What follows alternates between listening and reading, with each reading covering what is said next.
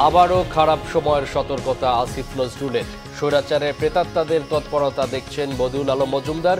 নতুন কর্তৃত্ববাদ নিয়ে প্রশ্ন ইফতেখারুজ্জামানের। অন্তর্বর্তী সরকারের শেখ হাসিনা ও ১/১১ সুবিধাভোগীরা। অভিযোগ মেজর হাফিজের। বাংলাদেশকে অস্থির করতে সাবধান, ভারতকে হুঁশিয়ারি রিজভীর। সজীব ওয়াজেদ জয়কে হত্যা চেষ্টা মামলায় আদালতে আত্মসমর্পণের পর কারাগারে মাহমুদুর রহমান। জামিন আবেদন শিগগিরই। ক্রিকেটার সাকিবের নিরাপত্তার ব্যবস্থা নিলেও রাজনীতি নিয়ে জনগণের ক্ষোভ প্রশমনের দায়িত্ব তার নিজের, জানালেন উপদেষ্টা আসিফ।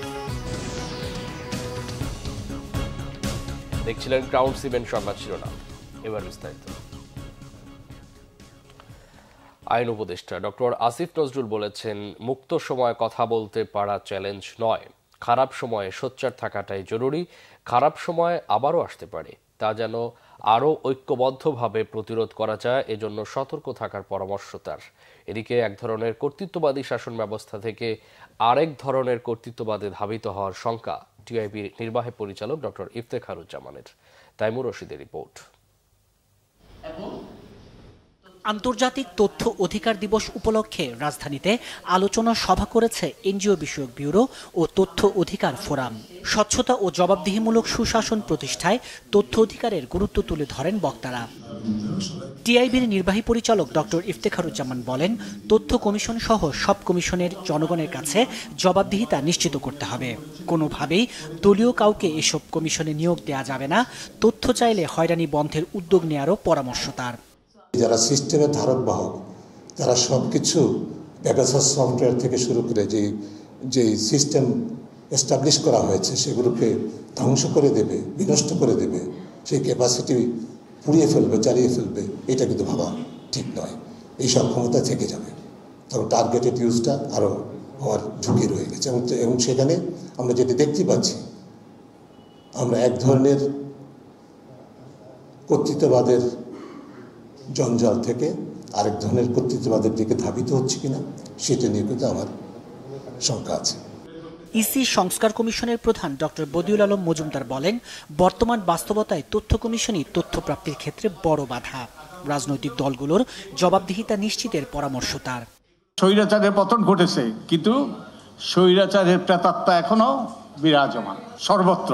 রাজনৈতিক দলগুলো তথ্য অধিকার আইনের অধীনে আসা উচিত কিনা সেটা আমরা গভীরভাবে বিশ্লেষণ করা দরকার এবং গুরুত্বের সাথে বিবেচনা করা দরকার। কারণ রাজনৈতিক দল যদি গণতান্ত্রিক না হয়, স্বচ্ছ না হয়, দায়বদ্ধ না হয়, তাহলে আমরা একটা স্বচ্ছ গণতান্ত্রিক দায়বদ্ধ ওই যে রাষ্ট্রীয় কাঠামো সরকার ব্যবস্থা পাবো, এটা আশা করা দুরাশা। আইন উপদেষ্টা ডক্টর আসিফ নজরুল বলেন, স্বৈরাচারী এরশাদ ৯ বছরে ৩০-৪০ জন মানুষ হত্যা করেছিলেন, আর শেখ হাসিনা মাত্র ২ সপ্তাহেই অন্তত ১,০০০ মানুষ হত্যা করে পরিণত হন অত্যাচারী দানবে। সাইবার সিকিউরিটি আইন সহ গণবিরোধী সব আইন দ্রুত সংস্কারের আশ্বাস দেন তিনি। জানান, সবচেয়ে সোচ্চারভাবে বলতে হবে গণতন্ত্র, ভোটাধিকার ও বিচার বিভাগের স্বাধীনতার কথা।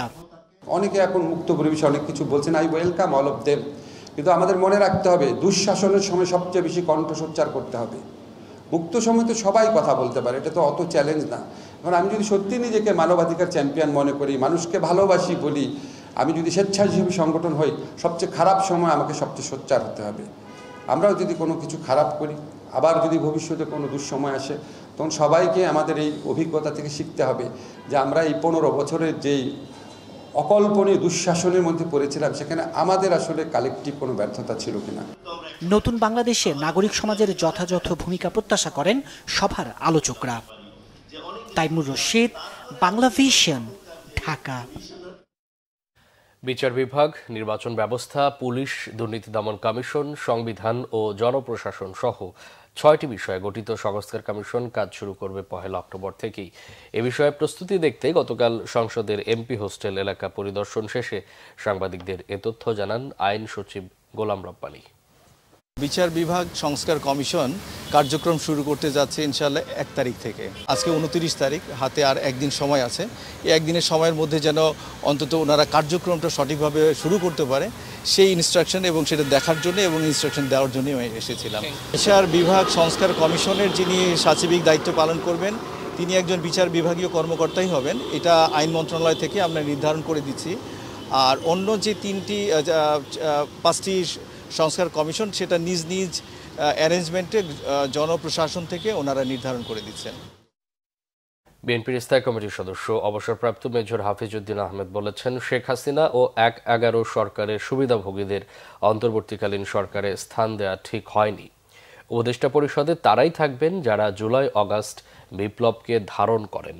স্থায়ী কমিটির আরেক সদস্য গয়েশ্বরচন্দ্র রায়ের আশা, রাজনীতিকে বাধাগ্রস্ত না করে সরকার অবাধ সুষ্ঠু নির্বাচনের দিকে দেশকে এগিয়ে নেবে। মিরাজ হোসেন গাজী রিপোর্ট। রাষ্ট্র বিনির্মাণে মুক্তিযোদ্ধাদের করণীয় শীর্ষক আলোচনার আয়োজন করে জাতীয়তাবাদী মুক্তিযোদ্ধা দল। ঢাকা রিপোর্টার্স ইউনিটি মিলনায়তনে এই সভায় বিএনপির স্থায়ী কমিটির সদস্য মেজর হাফিজউদ্দিন আহমেদ বলেন, অন্তর্বর্তীকালীন এই সরকার শুধু ছাত্রদের নয়, সবার সরকার। উপদেষ্টা পরিষদের কোনো কোনো সদস্যের বক্তব্য বিপ্লবের চেতনার সাথে মিল নেই বলে মন্তব্য করেন তিনি।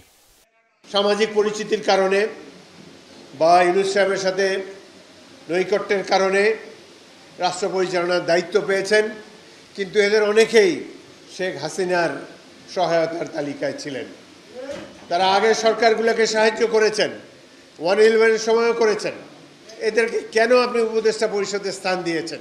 আর একটু সময় নিয়ে প্রকৃত দেশপ্রেমিকদেরকে নেওয়া উচিত ছিল। একজন শেখ হাসিনার অ্যাম্বাসেডর, গতকালকেও অ্যাম্বাসেডর ছিল, রাষ্ট্রদূত, তাকে ডেকে এনে সরাসরি উপদেষ্টা পরিষদে দেওয়া হয়েছে। সুতরাং আমরা আশা করব এই উপদেষ্টা পরিষদে তারাই থাকবেন যারা আগস্ট বিপ্লবকে ধারণ করেন, যাদের ত্যাগ আছে, যারা রাজপথে নেমেছে।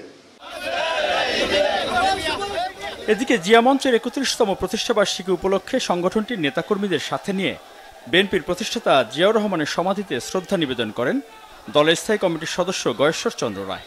পরে সাংবাদিকদের তিনি বলেন, গণতান্ত্রিক ব্যবস্থাকে গতিশীল রাখতে বিএনপির ভারপ্রাপ্ত চেয়ারম্যান তারেক রহমান সহ সকল নেতাকর্মীর মিথ্যা মামলা দ্রুত প্রত্যাহার করতে হবে। বর্তমান সরকারকে সাধারণ মানুষের প্রত্যাশিত ভোটাধিকারের দিকে গুরুত্ব দিতে হবে বলেও মন্তব্য করেন গয়েশ্বরচন্দ্র রায়। সবাইকে বিএনপির পক্ষ থেকে আহ্বান করব যে আমাদের একটা সুষ্ঠু অবাধ নির্বাচনের জন্য আমরা যেন ক্ষেত্রে অবদান রাখি। বর্তমান সরকার রাজনৈতিক দলের সরকার না, এটা আন্দোলনের ফসল। তারা সবাই অরাজনৈতিক। আমরা বিশ্বাস করি যে তারা রাজনীতির ব্যাপারে হস্তক্ষেপ না করে রাজনীতিকে সমৃদ্ধ করা এবং গণতন্ত্রের চলার পথকে সুগম করবে, গণতন্ত্রের সূচনার জন্য একটা নির্বাচন দেবে। যে নিয়ে আশা করি কুচক্রী মহল যতই চেষ্টা করুক, জাতির কপালে কলঙ্ক লেপন করার সকল অপচেষ্টা আমরা অত্যন্ত কঠিন হাতে মোকাবেলা করব। আসন্ন দুর্গাপূজা কেন্দ্র করে পালিয়ে যাওয়া আওয়ামী লীগ দেশকে অস্থিতিশীল করতে চাইলে বিএনপি দেশের মানুষকে সাথে নিয়ে তা প্রতিহত করবে বলেও সতর্ক করেন গয়েশ্বরচন্দ্র রায়। মিরাজ হোসেন গাজী, বাংলা ভিশন, ঢাকা। বিএনপির সিনিয়র যুগ্ম মহাসচিব রুহুল কবির রিজভী বলেছেন, শেখ হাসিনার কথা শুনে বাংলাদেশকে অস্থিতিশীল করতে চাইলে ভারতের জন্য ভালো হবে না। বাংলাদেশ সিকিমও নয়, ভুটানও নয় বলে তিনি হুঁশিয়ার করে দেন। বলেন, বাংলাদেশ 18 কোটি মানুষের দেশ, এটা ভারতের পলিসি মেকারদের মনে রাখতে হবে। প্রশ্ন রাখেন, নিজেরা গণতান্ত্রিক হয়ে তারা অন্য দেশের গণতন্ত্রকে কিভাবে ধ্বংস করছেন, এটা কেউ মেনে নিতে পারে না। গতকাল রাজশাহীতে বিএনপির এক সমাবেশে তিনি এই কথা বলেন। রিজভী আরো বলেন, স্বৈরাচারী সরকারের সচিবদের রেখে নির্বাচন কমিশন সহ রাষ্ট্র সংস্কার হবে না। এই সরকারকে তারা ব্যর্থ করে দেবে। আপনারা নিজেরা একটা গণতান্ত্রিক দেশ, আপনারা নিজেরা গণতান্ত্রিক দেশ হয়ে বাংলাদেশে শুধু একজন ব্যক্তি যে ভোট করে না, যে জনগণের ভোটকে হরণ করে, যে ভোট কেন্দ্রে ভোটারদের যেতে দেয় না, জোর করে সকালের ভোট সন্ধ্যার মধ্যে তারা একতরফা ঘোষণা করে, এই ধরনের একজন দুরাচারী, এই ধরনের একজন গণদুশমন, তাকে কি করে আপনারা সমর্থন করে? এটা আজকে বাংলাদেশ না, আন্তর্জাতিকভাবে প্রত্যেকের প্রশ্ন। দেশের আর্থিক খাত নিয়ে বাংলাদেশ ব্যাংকের সাথে বৈঠক করেছে আন্তর্জাতিক মুদ্রা তহবিল IMF। চলতি সফরে তৃতীয় দিনের মতো বৈঠকে বসেন তারা। রবিবার সকাল 10টার দিকে IMF এর 3 সদস্যের প্রতিনিধি দল বাংলাদেশ ব্যাংক আসেন। প্রায় 1.5 ঘন্টার মতো বৈঠক হয় সেখানে। IMF প্রতিনিধি দলের সফরের প্রথম দিকে ব্যাংক খাত ও রিজার্ভের বিষয় নিয়ে কথা হলেও এবারের আলোচনায় স্থান পায় আর্থিক প্রতিষ্ঠান খাত এবং পুঁজিবাজারের বিষয়গুলো। IMF এর বাংলাদেশ সফরে দেশের আর্থিক খাতের সব বিষয়ে সংস্কার ও পুনরুদ্ধারের বিষয়ে আলোচনা হবে বলে জানা গেছে। অর্থ ও বাণিজ্য উপদেষ্টা সালেউদ্দিন আহমেদ জানিয়েছেন, IMF, বিশ্বব্যাংকের মতো ইন্টারন্যাশনাল ফাইন্যান্স কর্পোরেশন IFCও বাংলাদেশের অর্থনৈতিক খাতে সংস্কারে আর্থিক ও কারিগরি সহায়তা দেবে। পাশাপাশি NBR ও ব্যাংক সংস্কার এবং জ্বালানি সহ অন্যান্য খাতেও সহায়তার প্রতিশ্রুতি দিয়েছে সংস্থাটি। অক্টোবরে IMF এর বোর্ড মিটিংয়ে টাকার বিষয়ে সিদ্ধান্ত জানা যাবে। গতকাল সচিবালয়ে বিশ্বব্যাংক এবং ইন্টারন্যাশনাল ফাইন্যান্স কর্পোরেশন IFCর প্রতিনিধি দলের সাক্ষাৎ শেষে অর্থ উপদেষ্টা এসব কথা জানান। বলেন, এছাড়াও বাংলাদেশের বিভিন্ন ইস্যুতে দাতা সংস্থাগুলোর সহযোগিতা অব্যাহত থাকবে।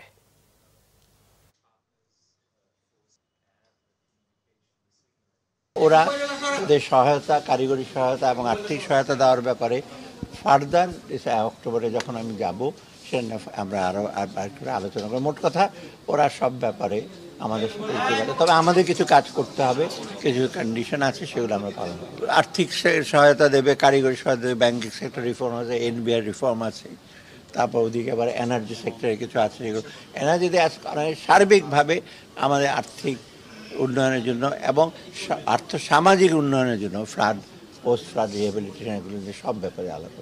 আর একটা হলো না অ্যামাউন্ট, আমি এখন বলবো না অ্যামাউন্ট, কারণ প্রত্যেকটা ডোনার অন্যান্য ডোনার দেবে, সেগুলো একভাবে ইস্যু করে পরে আপনার কাছে সব জানানো হবে।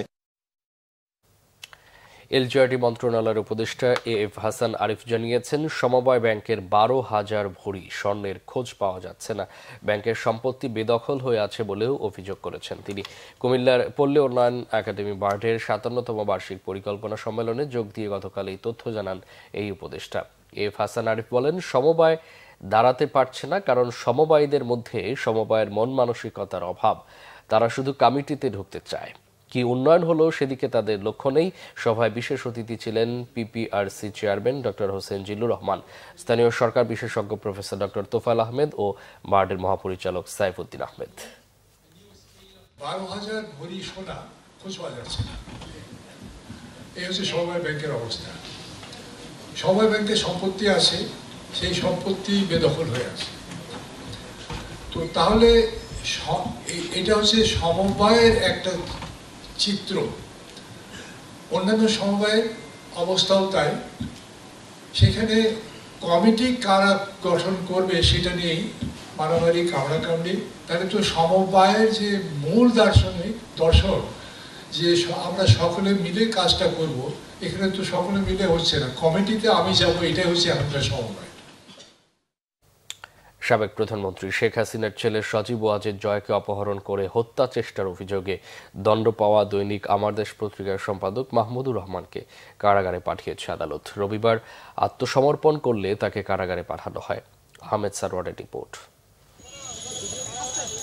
সাবেক প্রধানমন্ত্রী শেখ হাসিনার পুত্র এবং তার তথ্য প্রযুক্তি বিষয়ক উপদেষ্টা সজীব ওয়াজেদ জয়কে 2011 সালের দিকে অপহরণ করে হত্যার ষড়যন্ত্রের অভিযোগে 2015 সালের 3 আগস্ট পল্টন থানায় একটি মামলা হয়।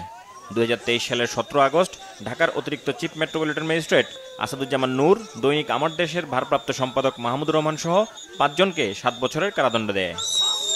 রবিবার সকালে ঢাকার অতিরিক্ত চিফ মেট্রোপলিটন ম্যাজিস্ট্রেট মাহবুল হকের আদালতে আত্মসমর্পণ করেন মাহমুদুর রহমান। আদালত কারাগারে পাঠানোর আদেশ দেয়।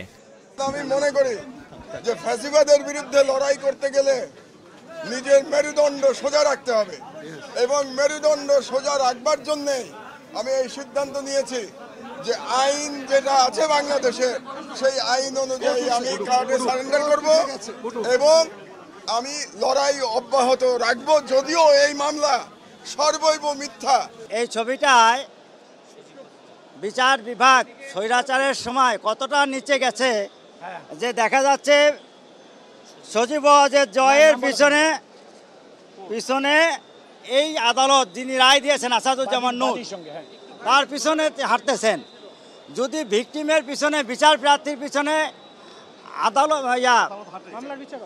আদালত হাঁটে, পৃথিবীতে এরকম ঘটনা আর একটা নাই। দ্রুত মহানগর দায়রা আদালতে মাহমুদুর রহমানের জামিন চাওয়া হবে বলে জানান তার আইনজীবী। জনাব মাহমুদুর রহমান, তাকে একবার হত্যা করার চেষ্টা করেছিল, জোর করে দেশ থেকে বের করে দিয়েছে। সেই মাহমুদুর রহমান স্বৈরাচার সরকার পতনের পর বাংলাদেশে আসছেন। আজকে তিনি স্বেচ্ছায় আদালতে এসেছেন। তিনি জেলে যেতে চেয়েছেন, জামিন চান নাই। আমরা আদালতের কাছে তার জামিনের প্রার্থনা করি নাই, তাকে জেলে পাঠাবার কথা বলেছি। আর যেহেতু তিনি মন্ত্রী ছিলেন তাকে যেন প্রথম শ্রেণীর মর্যাদা দেওয়া হয়। জনাব মাহমুদুর রহমান জেলে গেছেন, উনি আপিল করবেন, তারপর জেল থেকে বেরিয়ে আসবেন, সেটাই আমাদের প্রত্যাশা দ্রুততম সময়ের মধ্যে। এদিকে একই মামলায় জায়জাদিন সম্পাদক শফিক রহমান এবং আরেক আসামি মিজানুর রহমান ভূঁইয়ার সাজা আদালতে আত্মসমর্পণ করে আপিল করার শর্তে 1 বছরের জন্য স্থগিত করা হয়। স্বরাষ্ট্র মন্ত্রণালয়ের এক প্রজ্ঞাপনে এই তথ্য জানানো হয়। আহমেদ সরওয়ার, বাংলা ভিশন, ঢাকা। সাকিব আল হাসানের মিরপুরে শেষ টেস্ট খেলা নিয়ে আরও জল ঘোলা হচ্ছে। এবার সাকিবের দেশে ফেরা নিয়ে মুখ খুললেন যুব ও ক্রীড়া উপদেষ্টা আসিফ মাহমুদ সজীব ভুঁইয়া। জানান, খেলোয়াড় হিসেবে সাকিবের নিরাপত্তার ব্যবস্থা নেবে সরকার, তবে রাজনীতিবিদ হিসেবে তার প্রতি জনগণের ক্ষোভ থাকলে সেটা প্রশমিত করতে হবে তাকেই। মনির হোসেন খানের রিপোর্ট। গত বৃহস্পতিবার টেস্ট ও টি-20 ক্রিকেট থেকে অবসরের ঘোষণা দেন বিশ্বসেরা অলরাউন্ডার সাকিব আল হাসান। টি-20 আর না খেললেও ঘরের মাঠে দক্ষিণ আফ্রিকার বিপক্ষে শেষ টেস্ট খেলার ইচ্ছা পোষণ করেন। তবে একই সঙ্গে দেশে ফেরা এবং দেশ থেকে সেফ এক্সিটের নিশ্চয়তা চান বিসিবির কাছে। তবে বোর্ড সভাপতি ফারুক আহমেদ জানিয়েছেন, সাকিবের নিরাপত্তা নিশ্চিতের এখতিয়ার বোর্ডের নেই, বল তুলে দেন সরকারের কোর্টে। এ প্রসঙ্গে রবিবার সংবাদ মাধ্যমে কথা বলেন ক্রীড়া উপদেষ্টা। রাষ্ট্রের জায়গা থেকে রাষ্ট্র প্রত্যেক নাগরিককেই নিরাপত্তা দিতে বাধ্য এবং সেটা আমরা তো অবশ্যই করব। এখানে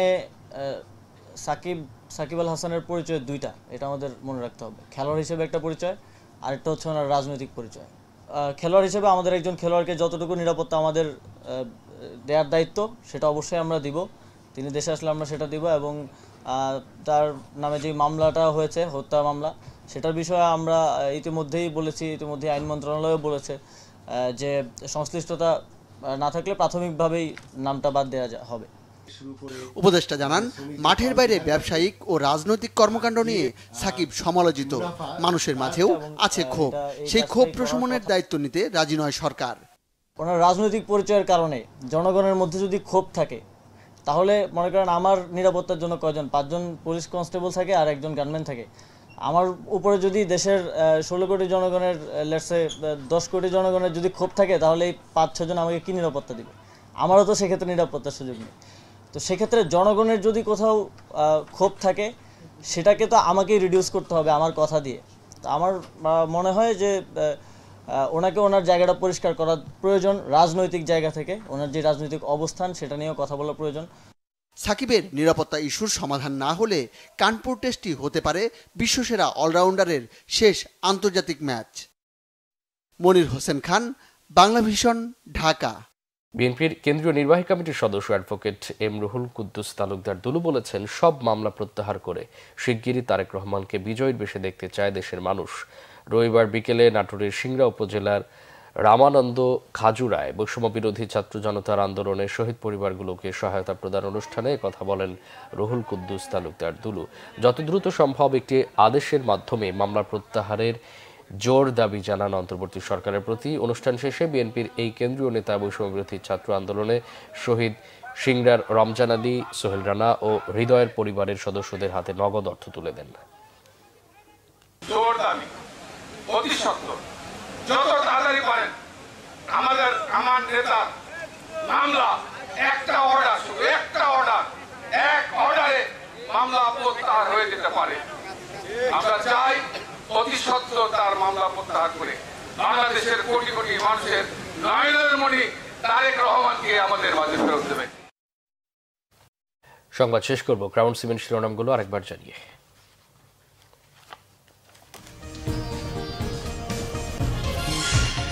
আবারও খারাপ সময় সতর্কতা আসিফ নজরুলের। স্বৈরাচারের প্রেতাত্মাদের তৎপরতা দেখছেন বদিউল আলম মজুমদার। নতুন কর্তৃত্ববাদ নিয়ে প্রশ্ন ইফতেখারুজ্জামান। অন্তর্বর্তী সরকারে শেখ হাসিনা ও ১/১১ সুবিধাভোগীরা। অভিযোগ মেজর হাফিজের। বাংলাদেশকে অস্থির করতে সাবধান, ভারতকে হুঁশিয়ারি রিজভির। সজীব ওয়াজেদ জয়কে হত্যা চেষ্টা মামলায় আদালতে আত্মসমর্পণের পর কারাগারে মাহমুদুর রহমান। জামিন আবেদন শিগগিরই। ক্রিকেটার সাকিবের নিরাপত্তার ব্যবস্থা নিলেও রাজনীতি নিয়ে জনগণের ক্ষোভ প্রশমনের দায়িত্ব তার নিজের, জানালেন উপদেষ্টা আসিফ। এই ছিল এখনকার মতো। পরে সংবাদ সকাল 10টায়। এর আগে 9টা রয়েছে নিউজ টপ 10 দেখার আমন্ত্রণ রইল। এছাড়া বাংলা ভিশন সংবাদ ও সংবাদ সংশ্লিষ্ট অনুষ্ঠান দেখতে ভিজিট করুন www.bknews24.com ও facebook.com/banglavision এবং সাবস্ক্রাইব করুন youtube.com/banglavision। এতক্ষণ সাথে থাকা অসংখ্য ধন্যবাদ।